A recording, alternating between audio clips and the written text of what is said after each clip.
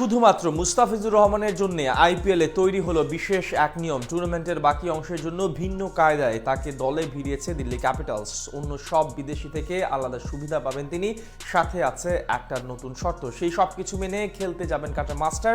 মুস্তাফিজের জন্য তৈরি করা আইপিএলের নতুন নিয়ম নিয়ে বিস্তারিত জানবো রিপোর্টে। বুধবার বিকেলে আচমকা দিল্লি ক্যাপিটালসের ফেসবুক পেজে মুস্তাফিজকে নিয়ে পোস্ট। অনেকটা বিনা মেঘে বজ্রপাতের মতো শোনা গেল আইপিএল খেলতে যাচ্ছেন টাইগার কাটার মাস্টার। রেকর্ড পরিমাণ পারিশ্রমিক দিয়ে তাকে দলে নিচ্ছে আইপিএল এর শীর্ষ ফ্র্যাঞ্চাইজিটি।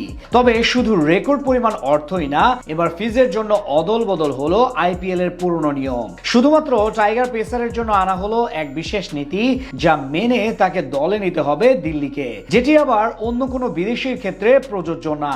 ইন্ডিয়া প্রিমিয়ার লিগে নিয়মিত মুখ মুস্তাফিজুর রহমানের। গেল কয়েক বছর ধরে একাধিক ফ্র্যাঞ্চাইজির হয়ে মাঠ মাতিয়েছেন টাইগার বাহাতি পেসার, কিন্তু এবার মেগা অকশনে দল পাননি তিনি। বিষয়টা অবশ্য অবাক করেছে দেশের ক্রিকেট প্রেমীদের। তবে এবার টুর্নামেন্টের বাকি অংশের জন্য তাকে আবারও স্কোয়াডে যুক্ত করলো তার পুরনো দল দিল্লি ক্যাপিটালস। 2025 আইপিএলে কাটার মাস্টারের ভিত্তি মূল্য ছিল 2 কোটি রুপি, কিন্তু নিলামের বাইরে থেকে তাকে 6 কোটি রুপি দিয়ে দলে নিয়েছে ফ্র্যাঞ্চাইজিটি, যেটা মূলত সচরাচর দেখা যায় না।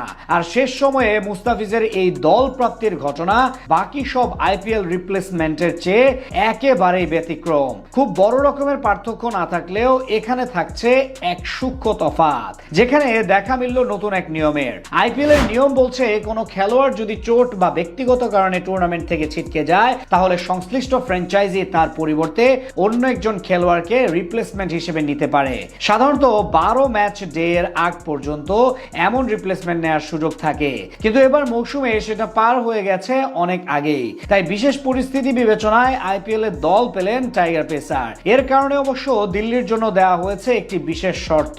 লিগ পর্বে ফিজ মোট 3টি ম্যাচ খেলার সুযোগ পাবেন এবং দিল্লি ফাইনাল পর্যন্ত গেলে পাবেন 6 ম্যাচ। সাধারণত আইপিএল এর দলগুলো রিপ্লেস কাউকে স্কোয়াডে যুক্ত করলে পরের মৌসুমের জন্য তাকে রিটেনশন করার সুযোগ পায়, কিন্তু ফিজের ক্ষেত্রে সেটি প্রযোজ্য নয়। এবারের মৌসুমে ভালো খেললেও তাকে পরের বার নিতে হলে অপেক্ষা করতে হবে নিলাম পর্যন্ত, অর্থাৎ রিটেনশনের আওতার বাইরে থাকবেন কাটার মাস্টার। যেমন আইপিএল এর এবারের আসরে চেন্নাই সুপার কিংস আয়ুষ মহাত্রে, দেওয়াল ব্রেভিস এবং উর্বিল প্যাটেলকে দলে টেনেছে। চেন্নাই সুপার কিংস চাইলে আগামী নিলামের জন্য তাদেরকে দলে রাখতে পারবে, তবে দিল্লি এই সুযোগ পাচ্ছে না মুস্তাফিজুর রহমানের বেলায়। সব ঠিক থাকলে দিল্লির আগামী ম্যাচের আগে স্কোয়াডে যোগ দেওয়ার কথা আছে ফিজের।